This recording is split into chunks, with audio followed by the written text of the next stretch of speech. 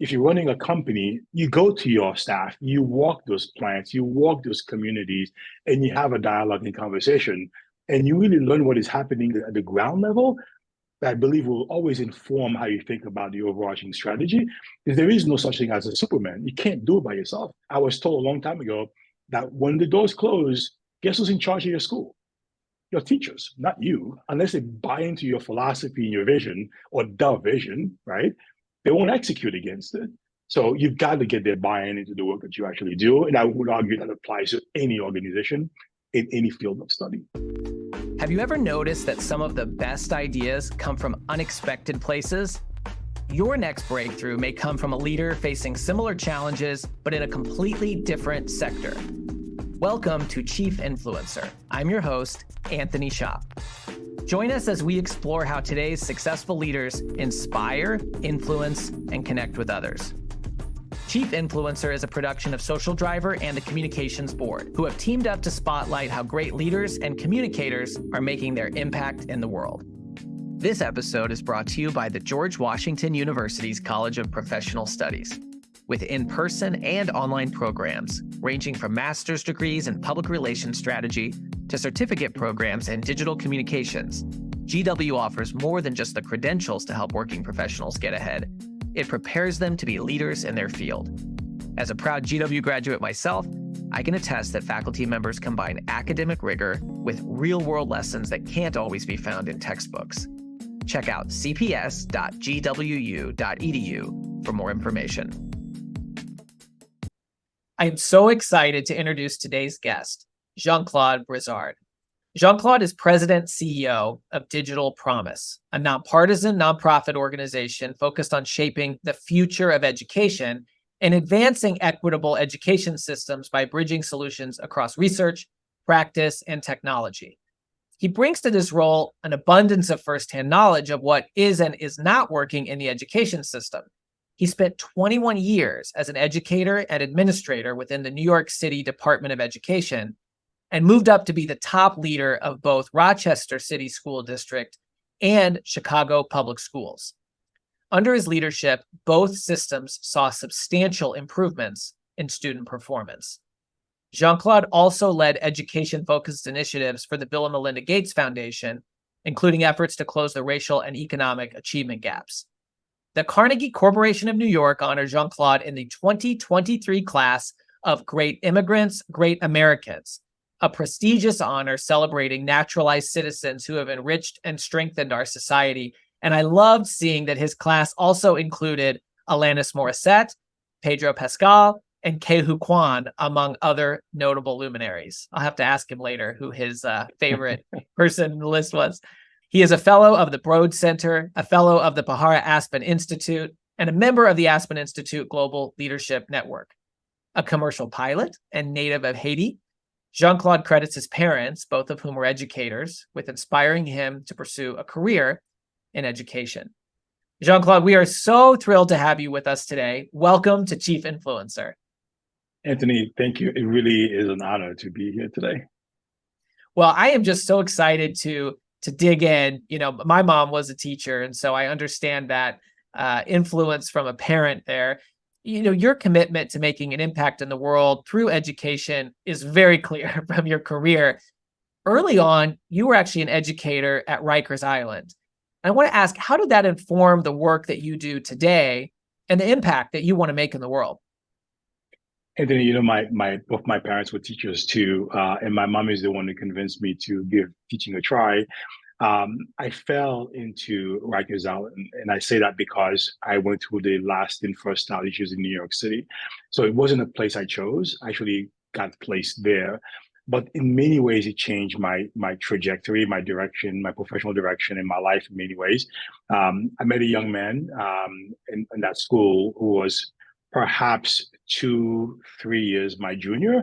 I was a young person at the time, and he looked like me physically, couldn't do basic computation when I met him.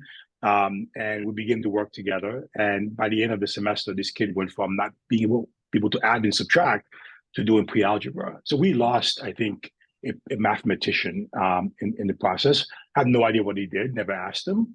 but in many ways changed my trajectory. And I said to myself, okay, I'm going to go on the front end and see what I can do to stop this pipeline. And I shall stay in education for a few years to do that. That was 35 years ago. And I'm still in public education in the US. Wow. It must have felt pretty incredible to see somebody make such progress in such a short amount of time working with him. Can you tell me more about that? Oh, absolutely. You know, the way I met him, I was assigned to this class about 15 boys, right? Age under 18. And when I first walked into the class, a bunch of kids grabbed chairs and surrounded me and said to me, we're going to take this guy out. And when I grabbed the chair too, I said, okay, you'll take me out, but I get at least one of you. And they realized I wasn't scared, and all the chairs went back down. They all sat down. They were testing me to see if I was genuine, frankly, in trying to educate them. But the one kid that never stood up was this young man. So I gravitated toward him and I asked him why he didn't. He goes, I'm not into that kind of stuff. So we began to talk, and then we began to do work together, basic computation over and over again. And this kid's progress just kept accelerating. He hadn't been in school since the fifth grade. And it's back to the story. When we toward middle end of the semester, I asked him, you change really my view of this place. What can I get you as a gift? He said, something legal, please. And he said, give me a sandwich. And I went off the island. He gave me an order that must perhaps every deli meat you can imagine. Yeah. In those days, I was making $21,000 a year as a teacher.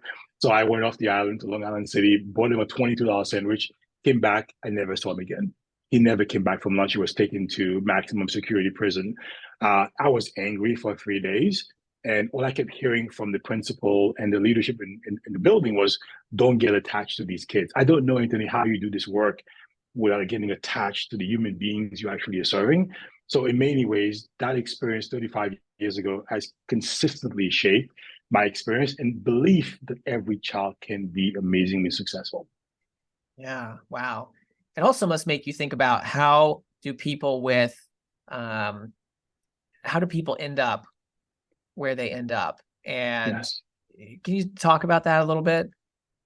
Yeah, I mean, I didn't enter that discussion with this young man, but as you can imagine, I kept thinking through, how do you have an 18-year-old who can't read, who can't add, who can't seemingly do basic computation, end up in a place like Rikers? Why is it a kid stop going to school in the fifth grade? Where is the community? Where are the caretakers? All these things around family, around guidance, around the protagonists in the community, the education system. So if you move beyond this individual, you begin to think about the system itself, not just again the school system, but all the support structures that could exist in the community or doesn't exist in the community. All these things came into question for me. And as I grew up in the system, in the education world in the US, or for that matter around the world, you begin to think about not just a one individual, but a system around them that perhaps, failed in many ways for this young man. And in some ways, well, in many ways, we lost as a society because we lost this young man who could have been a leading mathematician in our world, frankly. Yeah. Obviously the impact you can make one-on-one with an individual, like helping this student advance in math, is really powerful. But as a leader, when you're dealing with systemic issues, there are a lot of different stakeholders, from employees to board members and community and policymakers. I'm wondering, who are some of the most important people or groups that you have to influence to achieve the impact that you want to make in the world? And, how's that changed since your career has advanced? Yeah, I have a colleague at PolicyLink who often talks about this question of at what level policy change, meaning that if you think about influencing the system, where is your entry point and how are you thinking about the system? Because every system lives within another system. So you have to be really deliberate in thinking about what is it you're trying to influence. As a teacher, my cohort of students, in the case of Rikers, it was 15 young boys, right? In the case of a high school in Brooklyn, New York, George Westinghouse High School, I had 5 classes of 34 young people I cared about. As an assistant principal, it was a bit different. As I moved up the system, even as a school principal, I understood very well that I had to be principal teacher. My job was to make sure that my teachers understood, or my job was to support them in doing their work. Of course, as you cascade up the system, you keep looking at different layers. And of course, as a superintendent, I was worried about the state construct. I was worried about the community. I was thinking about the non-education professionals who had view of my young people. So as I grew and thinking at the Gates Foundation, I was looking at P to W, pre-K, early learning, all the way to workforce. So I was looking at transitions from systems to systems. So I kept thinking about really, what do I want to influence? What levers do I want to pull to really influence the kinds of solutions I was looking for? But I had to tell you though, the view of the young person in the classroom and the key protagonist, the teacher or the parent, that never left me. And you develop a sense of strategic agility to see the ground level and the 30,000 foot and be able to navigate back and forth to understand that what the real work is, what the real outcome you're looking for really has to do with that. Otherwise, I find that policymakers and folks at the system level tend to lose the trees and only focus on the forest. You're talking a lot about scale. Like, how do you find ways to scale solutions, but stay grounded in, the people who you're trying to, who are in the, these systems. How do you know who to influence when you want to address major systemic issues that require that type of scale? Yeah, it's I mean, context matters. It matters a lot, right? In that, I'll give you one example where that understanding in many ways was concretized. When I walked into Rochester, New York as a superintendent, I was looking at the network of schools within the system. I met an amazing researcher at the University of Rochester who did work on network design. And she did a study, and what she showed me was which principals were talking to what principals. So in one case, I saw about maybe 8 to 10 schools who were not doing very well, all in their own cluster talking to each other and talking to no one downtown. So the experts we hired to support principals were not being engaged. So it led frankly to the kind of design that we had to put in play to change that kind of orientation. So making sure you understand your influential nodes and understand how the system is designed and pushing very specific levers to change behavior, I think has been a big part of the effort.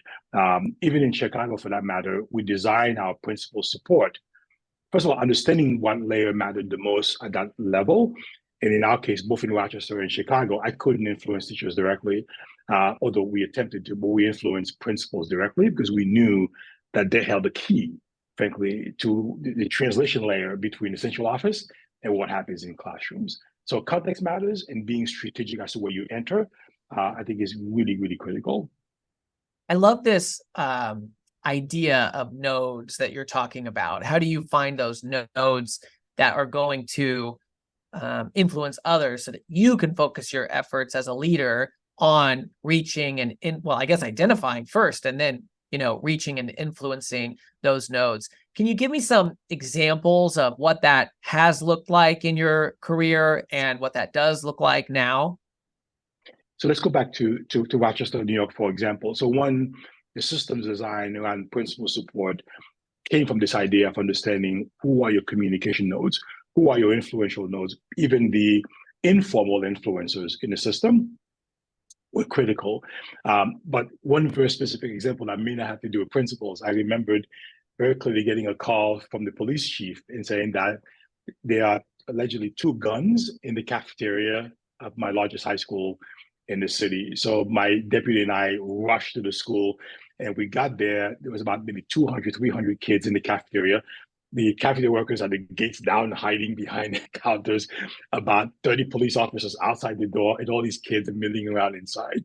So John, my deputy, and I walked into the room, and John is former military, was I think a high-ranking officer in the Navy.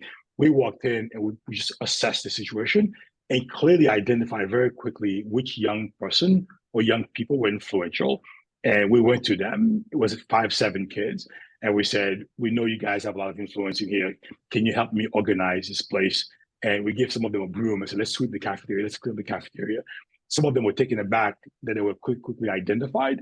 But the lens we developed was, what are the levers here? What are the nodes here we can pull on? And let me tell you, within 15 minutes, we cleaned the cafeteria. We had the kids sitting down, and they marched out orderly to the police officers. And we found the two guns that were behind the vending machines.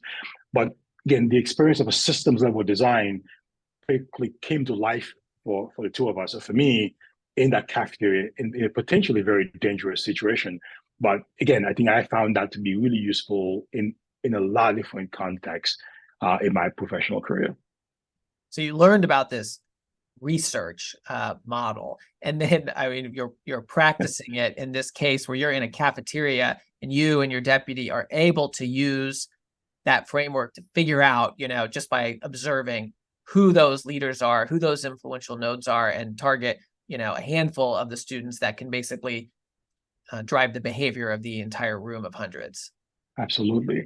And just to juxtapose that to my work at the Gates Foundation, and in some ways, even my work now at Digital Promise, if you're looking at the journey of a child from early learning through success in the workforce, and you're looking across systems, the question often are, what are the key protagonists?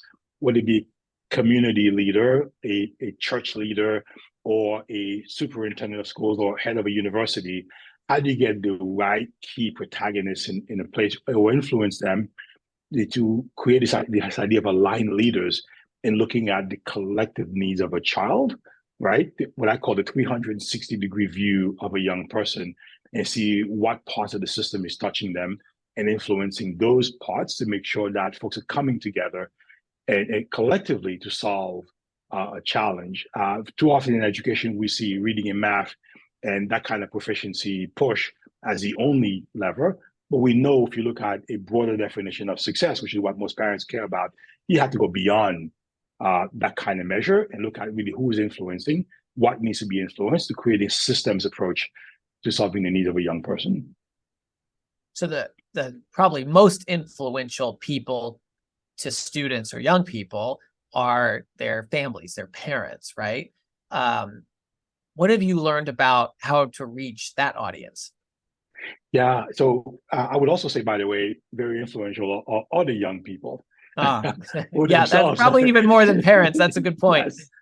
Yes. But again, I'll go back to my days as a superintendent. One pastor early on in my career said to me, the parents you're having difficulty finding are in my church every Sunday. If you want to talk to them, come to my church. So I started doing that my second year as a superintendent.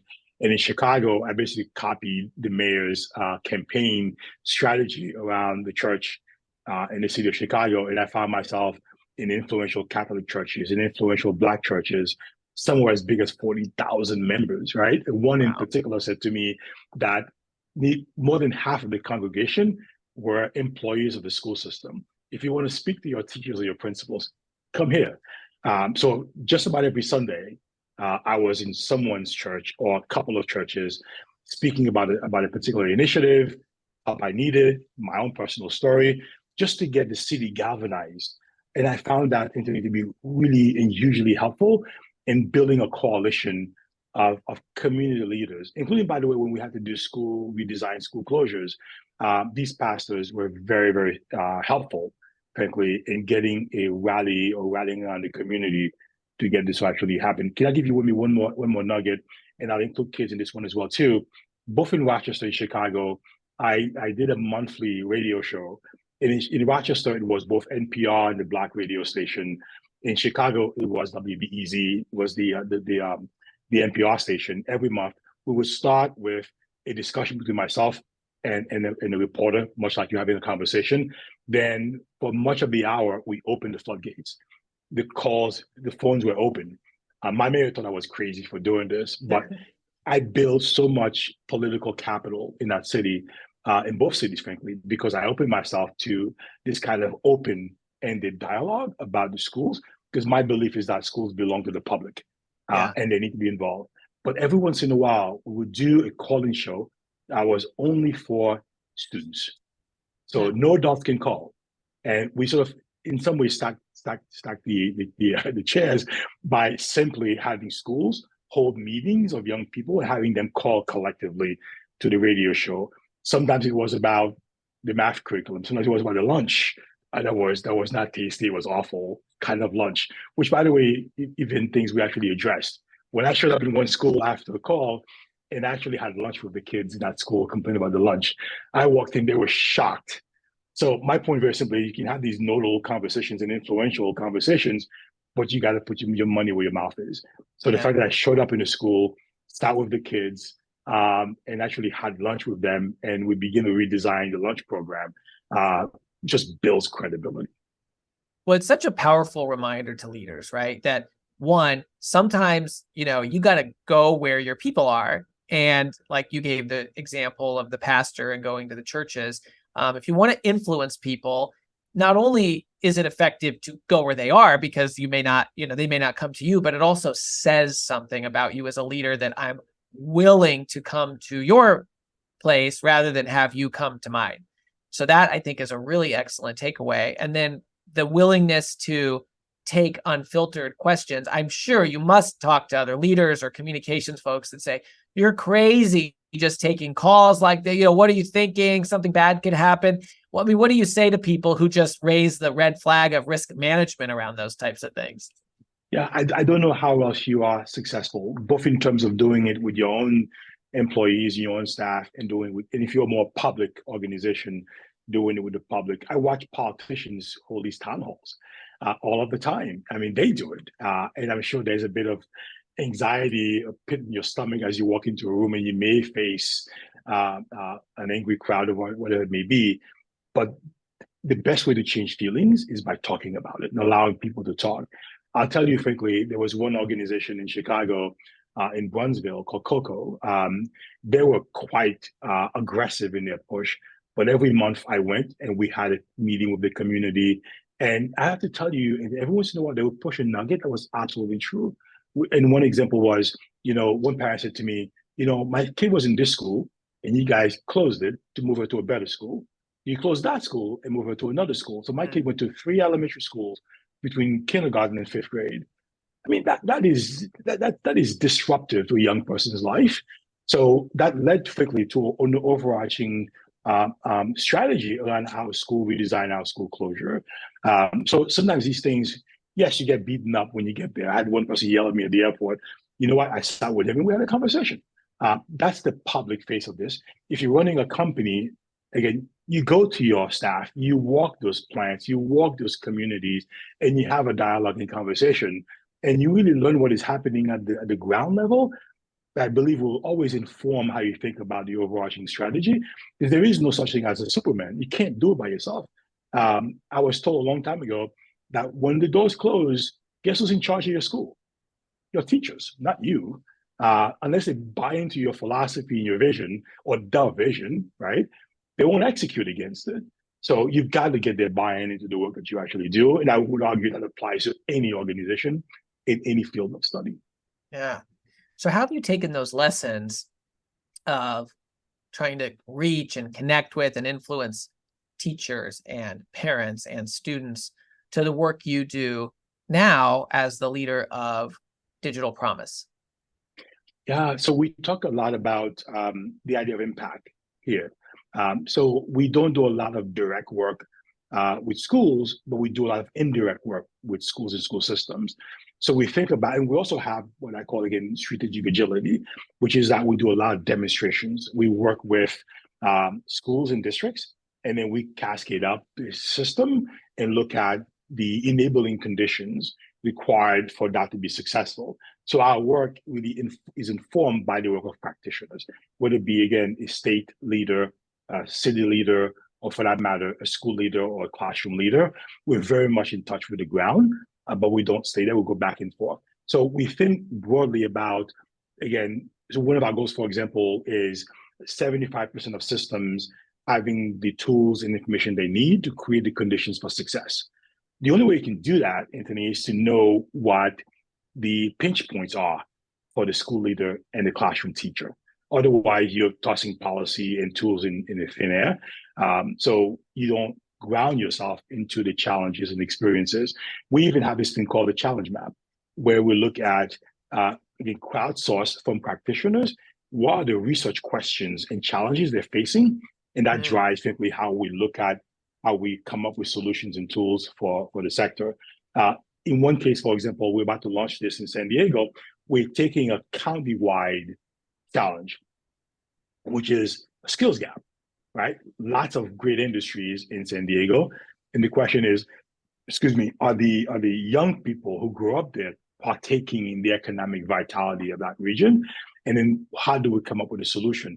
But again, we are putting together as an initial meeting, thanks to a local funder, a set of protagonists, about 26 individuals, UC San Diego, superintendents, workforce boards, community leaders, and we're going to put them together. We've been bringing on 2 individuals from Dallas who are doing a lot of this work, who provide the use case. So again, it's having these key influencers in a room and creating this collective effort so we understand the systemic needs as well as the ground level needs of young people.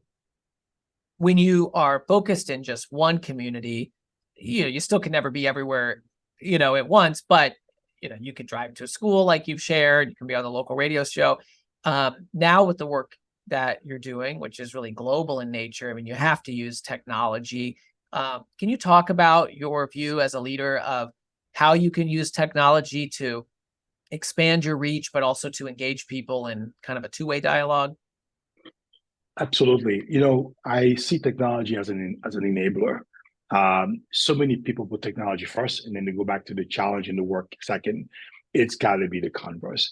So, for example, in the school system, I often ask superintendent, what is your coherent instructional framework?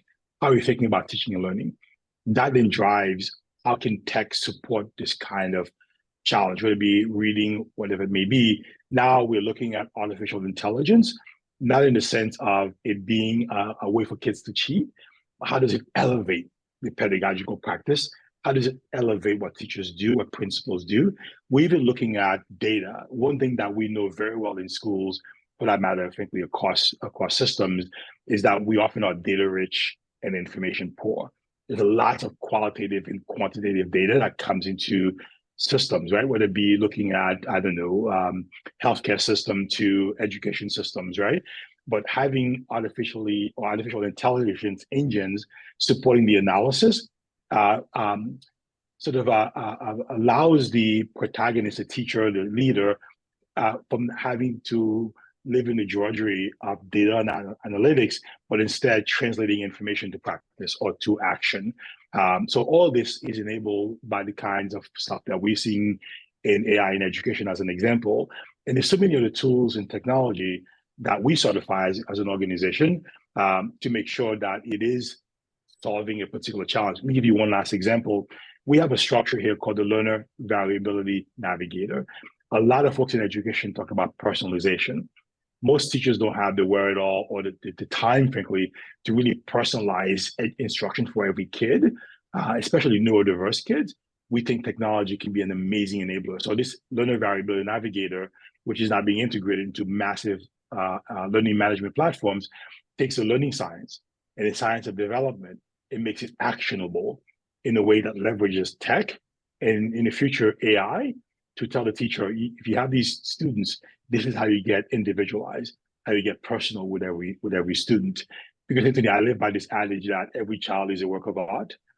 We have to create masterpieces. Yeah, that's amazing how you can, build something that can scale that type of thinking and application of that for teachers. What about social media? Can you talk a little bit about your thoughts on that? Oh, absolutely. I'm one who gravitated towards social media very early on in my life. Because I'm not saying I saw the full potential, but I saw the potential in the sense I was connecting with friends from high school, folks I hadn't seen for a very long time. But at least in my work, I have to tell you, and I'll start with Chicago, we hired the system's first ever social media director. I think we had the foresight to say that this is an amazing way of connecting with our community. And our community was local and national and global. So we did things like Facebook Lives, Twitter Lives, LinkedIn Lives. We did on a regular basis. Even now, at Digital Promise with our comms team and others, we do these LinkedIn Live conversations because we know even if you're not attending, the fact that the recording can be shared later on is really critical. But in each instance, we tend to be careful about the audience we're trying to reach. So in the case of Chicago, for example, before we launched our teacher evaluation system, we're tagging folks from across the country who are doing amazing work, key leaders in the industry who are looking at how do you really move and think about teacher efficacy to be part of the conversation. All those were really critical. In some cases, we looked at voting records and wanted to target a particular set of zip codes. And we basically launched in that direction. And the parents we talked to were from specific neighborhoods in the city. So we could slice and dice this in a way to really make sure that we were reaching the audience we were looking to actually reach. And sometimes the panel of folks we have in the conversation also brings on those folks. As you can imagine too, hashtags and tagging people just takes your circle and just keeps increasing the reach that you're actually having across. But I post on LinkedIn all the time. I have my leaders, frankly, my comms team working with our leaders, make sure their voices are amplified, including the reports that we generate. Otherwise, it lives on a shelf. So making sure that we are reaching the people, I think is exactly what we're going to get to. And I saw that your organization, you have really leaned into LinkedIn Live as a tactic, kind of harkening back to what you were saying about the other live streaming that you've done on topics like digital equity. And curious if you just talk a little bit more about, why you have chosen like LinkedIn as one of the platforms that you want to focus on for Digital Promise, and even your thoughts around LinkedIn Live in particular. Yeah, LinkedIn we find to be an amazing platform, in particular to reach educators or folks who may care about digital equity in education, for that matter, right? So when you look at my following or our following on LinkedIn, it tends to be both the influencers of the kind of bodies of work that we actually do, or people who are in education. It ranges from teachers all the way to superintendents. So it's an amazing platform. Whereas Twitter, Facebook, you're reaching a much broader set of audience. LinkedIn we find to be really, really critical in that. What's great about LinkedIn in particular, though, is that you can do the LinkedIn Live, you draw an audience, even if it's 200 or 300 people, or even 50 people, the multiplication effect after, I think is just that much more broad. And we can reach thousands of people, even in sharing the links, done so, frankly, from the kind of expertise that we've gotten from folks like you and others who are teaching us how to do that really, really, really well. And again, not just the CEO, but making sure this is cascading across the organization. And they are, again, tools of the trade that we've learned in really leveraging a much broader audience through LinkedIn. Yeah, I mean, I often say, leaders, what do you do with CNN calls, right? Of course, you send a person, you can't send your logo, but a lot of organizations, when it comes to LinkedIn, they just send their logo and they don't think about investing in their people. And so it's pretty great that not only are you focused on your presence, but you're investing in the presence of other leaders at your organization who are experts and thought leaders, because they have their own networks, they have their own connections, and, people trust people. So it really makes a difference when you get the message out, and you can obviously see it in terms of Digital Promises growth and the partners that you're establishing all over the place and the work that you're doing. So it's I hope folks will look at your profile and Digital Promises profile as part of that. Just check out what you're doing there. Thank you. So one last layer to this, which is I think about LinkedIn too, is that you get the kind of professional audience that you're looking for in education, which is absolutely terrific and supportive. And even when we have these convenings, and we do quite a bit of it, we always encourage people to post on LinkedIn because, again, the multiplication effort and the fact that colleagues see, perhaps who may not be part of our congregations, right, to see what we do across different teams within the organization. Yeah. I want to kind of I think this kind of builds on our talk of social media and like sort of the importance of the personal brand. But today it's impossible, I'd say, for a leader to keep their professional brand and their personal brand completely separate. I mean, this has gotten so intertwined, and it can be really powerful when you bring a story and a life experience to the work you're doing, like you've shared. can you tell us more about how your own story as an immigrant from Haiti has, not only influenced your work, but helped you influence others? Yeah, it's a great question. I have a colleague here who often says that I don't know how to separate my personal from my professional life. I would argue I'm in the same boat. I'm married to an individual who is also an educator. So sometimes we go to dinner, all we talk about is education in the US or around the world for that matter. Um, but what's really important is that I think when you do it and you do it in a way that's genuine, you build even more credibility because this is not a job. It's heart and head that comes together and really caring about the future of a nation, the future of a society, and you're working really hard to actually make it happen. That kind of genuineness shows up when you bring your personal story and your personal narrative, frankly, to the work you actually are doing. But being an immigrant, even though I spent early years in Haiti, 11 years, and I helped launch a program called Teach for Haiti, or say for Haiti, Teach for Haiti translated directly. What that has given me is a view of the global, both assets and challenges we have in education. And so often Americans, in America, we think we are unique in the challenge. It is so much more common. We have so much more in common than different. I attend this thing annually called the Education World Forum in London. About 120 nations are represented, the Minister of Education. And when you listen to Malaysia and you listen to South Africa or Nigeria or Uruguay, you begin to understand that we are in this together and there are lessons to be learned across. So this, I think, the fact that I'm an immigrant has allowed me to think beyond just the US experience. Let me add one more layer, perhaps, which might be really important too, around context and narrative. So when I was in Rochester, Obama was elected, I got a call from the media for a quote, and they said, "Oh, we have a Black president," right? And I said, "That's amazing." I said, "When I was a kid, my president was always Black, so I don't know if this is a revelation." I said, "Don't put that. I'll give you a quote." But my point was that, what I saw, I had different opportunity ceiling. I had seen a president who looked like me. I had seen teachers who looked like me. So that gave me a different view of what's possible. So as an immigrant, seeing that, I bring that kind of narrative and orientation to the US, especially when we're dealing with young people who may not see a role model.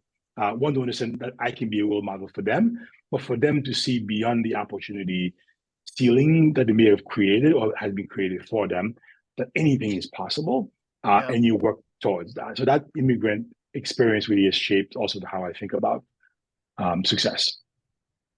And speaking of being a role model, as we said at the top, the Carnegie Corporation of New York recently named you to a very prestigious list, Great Immigrants, Great Americans. What was that like for you to be included with such incredible people, and obviously you being deserving among them? It was a bit of a shock. I mean, there's not much hubris where this person lives. And if I develop hubris, my wife always puts me back and said, like, "No, this is not about arrogance. This is about real work." She always reminds me of the hard work that we need to do. But just when I sat down and began to look at the list of names, so initially when I got the email, I was like, "Oh, this is really amazing," right? But when I actually got the list of names, I was like, "Oh my God." And you see Alanis Morissette, you see Pedro Pascal on the list. And I remember watching the Goonies when I was a kid. So to see actors from that really in many ways gave me energy and even reinforced my purpose in making my country better, right? And understanding, of course, where I came from. But my wife was really happy to see Pedro Pascal as one of those examples. But just to see being in that milieu, in many ways gave me a ton of energy to continue and to keep fighting. That gave you some extra street cred with your wife, since she likes Yes. the actor, and you're on the list. That's good. Always, these things help at home too. Yes. As you think about all of the different ways that leaders can try to influence others, I mean, I think sometimes it can be overwhelming, right? Because this other peer of mine has a book or a podcast, or people are probably see you're on that list and they're feeling that FOMO and intimidation from that. I know that you've used a framework from Good to Great to try to think about where does one focus their efforts? How do you focus your efforts to make sure that with our limited time and energy, we can, put our energies in the right places? Can you talk a little bit about that? Yeah, I mean, it's the hedgehog concept within Good to Great, which I found to be really an important part of that book. So many people try to boil the ocean, and try to be all things to everybody. None of us, again, are superman or superwoman. We can't do this by ourselves. And when I was as a superintendent, my mentor at the time said to me, "This is a relay race that you're going to start, and someone else will pick up and continue. Make sure you understand that and do that." Second, quickly, even within Digital Promise, within this nonprofit world that we are in, and watching the massive elephant of both assets and challenges we need to solve, there is always this, and I've watched nonprofit leaders try to do this. There's this orientation, I got to solve it. None of us can solve it, right? So to think about where you fit within that context construct, and how you can partner with others in doing this, how you can influence like-minded organizations and leaders in collecting or coalescing initiatives together. Because I'll tell you, even in my work when I was at the Gates Foundation, I watched this happen in places like Dallas and Tacoma, Washington. In Tacoma, there are 350 nonprofits pulled together by a group called Graduate Tacoma to solve a challenge around getting kids to post-secondary institutions, right?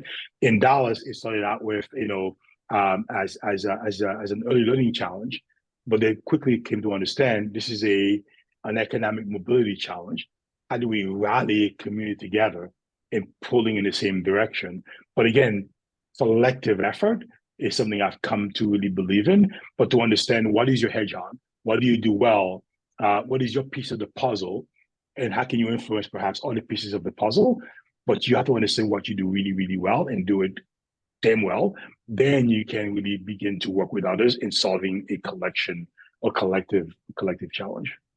Yeah, I think finding that zone is such an important thing for leaders to hone in.